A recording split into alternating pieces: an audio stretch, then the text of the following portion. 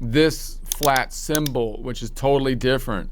If you're like a music expert, you have to know that there's a difference between a little b and a flat. You're a loser if you use a little b and not a flat. Kind of, you're not in the cool group if you do that. Only accountants would do that kind of thing. And then it goes it goes A flat down to G, and then F flat, and then F, and then E, right? And then you can't have a D sharp, because now you're going down. It has to be an E flat, right?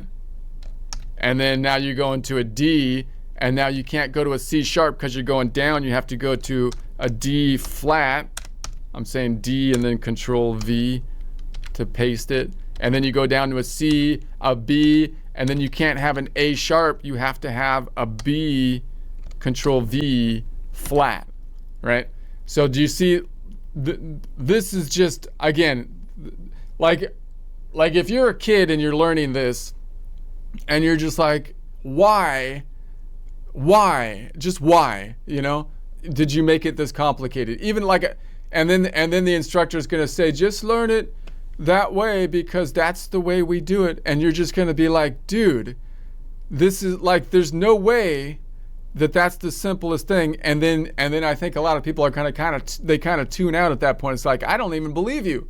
I don't even believe that what you are telling me right now, because because look at what I would do if my 12-year-old mind would be like, okay, so how can that possibly, let's make this black and white, because couldn't I just like make a number, and then like this would just be 1, 2, 3, and then I can select these 3 and just copy it down, and then I could just call it, like, I could just name it myself. Why? They're just arbitrary names. Why can't I just call it 1 through 12? Why? Because then I can count it backwards. 12, 11, 10, 9. I can count going backwards and forwards. And then the answer that you get from that is just like, that's just not the way it's done. It's tradition, okay? It's tradition. And I don't know about you, but if that's discouraging to me, right? I feel like there's lies happening here. There are lies happening, okay? But maybe they're not lies. Maybe that's just, but still, there's, so the fact of the matter is that, yeah, you can just renumber it 1 through 12. And yes, that makes way more sense. And is there any practical reason to having sharps and flats? No. Are the black keys inferior to the white keys on the piano? No, they're all the same, of course. They're all the same notes. There's no difference. Is the natural C major any different than any of the other keys? No, they're all the same. So right. The reason I think it's useful to do it this way from the start is because it makes more sense, right? And then so that you can tell people, yeah, you're not crazy. The system is crazy, and we're gonna learn it and try to bridge so that we have an understanding that actually is intuitive, makes sense, so we don't go crazy. So let's select these and go. I'm gonna format paint, home tab, clipboard, format paint, and then select these ones, and then I'm double click to bring it back. See how tight that one can be, and then I'll make it blue and bordered blue. It's like, how can that be? This can't be. I can't take it. So now we might want to repeat, because this is going to repeat circularly. There's only 12 notes, so we can see it linearly or circularly. One way we can do this is we can say this is going to be equal to the one above it, and then I can copy that down. So that equals the 1. If I copy it down, notice what Excel does. It takes the relative reference to the next one, and then we copy that down, boom, boom, boom, to 12. 10, 11, 12. All right, and then you could copy this back this way and do the same thing here and let it repeat this way. So I'm just going to copy this down. It puts a 0 in the blank cells, but I'm okay with that because I can delete them. Boom. And then I'll just delete the zeros. Get those out of here. Get them out of here, I'm going to say, and then I'll make this second bit a slightly different color. Let's make it drop down. Let's make it like this green. Okay. And then let's put some borders around it. All right. Okay. So then what we can do is I'm going to make the letter system a little bit more possibly Excel friendly. So let's say, okay, so now I have to deal with this sharp and flat situation. I'm going to learn the numbers because that's easy, but I'm still going to have to communicate with this sharp flat business. But that's ugly to put in my fretboard and think about it in the fretboard. Now later we'll build the fretboard, but let's imagine the fretboard over here. I'm going to go back to the fretboard on this side. This is our mock fretboard where I have the low or heavy E string on top, because once again, I think that's easier to visualize, the one closest to the ceiling. And this is how I want to memorize it this way.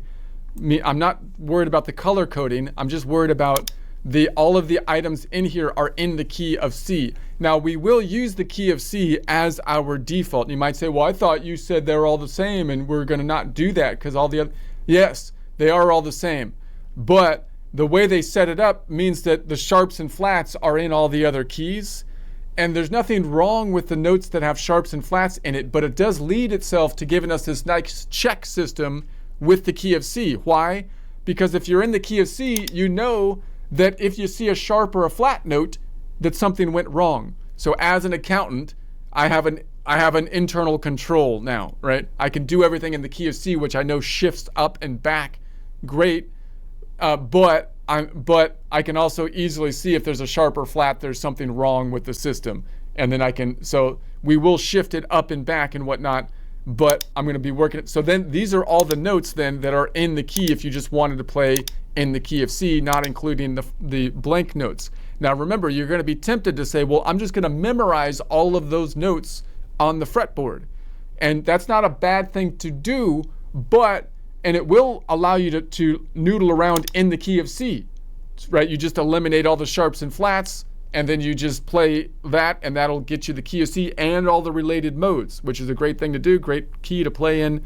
And the guitar, maybe A minor is more likely to be your thing on the guitar, but which is related to the key of C. We'll talk more about that later.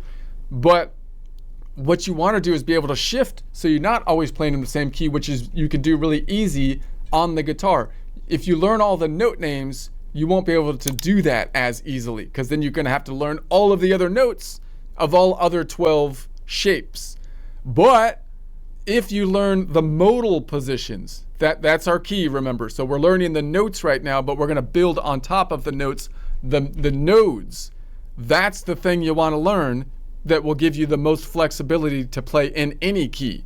So we're looking at, so just keep that in mind. The next thing we're going to build are this bit, the nodes. And we'll talk why that's really important, but just take my word for it now. If you're noodling around on the guitar, your practice should be on learning the nodal points. That'll naturally go into the shapes, which will naturally go into what you can call the cage system or the 5 pentatonic shapes, however you want to see it. All those shapes are built from the nodes, no matter what key you're playing in. Okay, but if I go to this fretboard over here, just realize that if I build the fretboard like this way and I have all of the notes, I could still color code them. This is the way I used to do it. I could still color code them, but look at that, looks too busy because so what I'd like to do is put all of the notes, only the notes in the key that I'm playing in, and there's only going to be there's never a 2-note gap the way the system works. So there's always going to be just a middle note, and you can then derive the one that's missing really easily, even if you're not playing in the key of C. Notice that I've tried to simplify this, and the sharp and flat ones are still long and ugly, right? They're a little bit more difficult to deal with, but they are dealable with. Notice, however, that if you learned the numbering system and you wanted to visualize the fretboard with a numbering system, you couldn't communicate with other people as easy because you'd have to convert it. But if you can learn the numbering system and convert the numbering system to letters in your mind, look how much cleaner the fretboard is if I just have a numbering system. Okay, that's like, this is something, I mean, if you like little puzzles or like Sudoku, which a lot of people like, or something like this is where you want to look for patterns in something like this. This is clean. Like that's way easier to look at, even if I add like all of the numbers, right? Look at this, all the numbers are in there. That is clean and easy to look at. You can, at least comparatively, it's still a mess of numbers. They don't mean anything to you until you memorize the numbers, but then you can break the numbers down into a pattern. So I'm just saying, if we learned the musical alphabet in numbers, it would probably lead to a lot more people getting proficient on the fretboard much faster, because instead of looking at this, they'd be looking at just the numbers, right? So I'm just trying to encourage you that you might want to do it that way.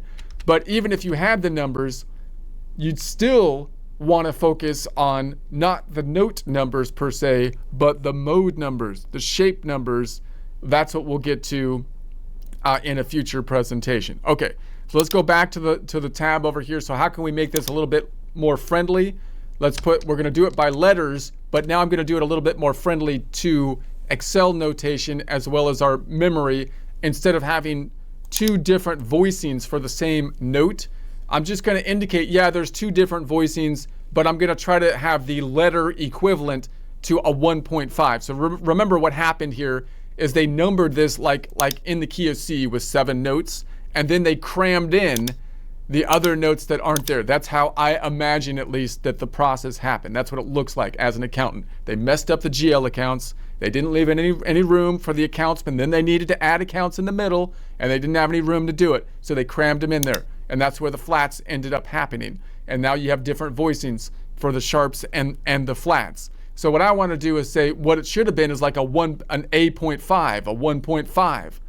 But they couldn't do that because it's letters, so you get sharps and flats. So I want to make the letter equivalent of a 1.5 to give it one specific name instead of two. So that's kind of my logic. I'm going to say home tab, font group.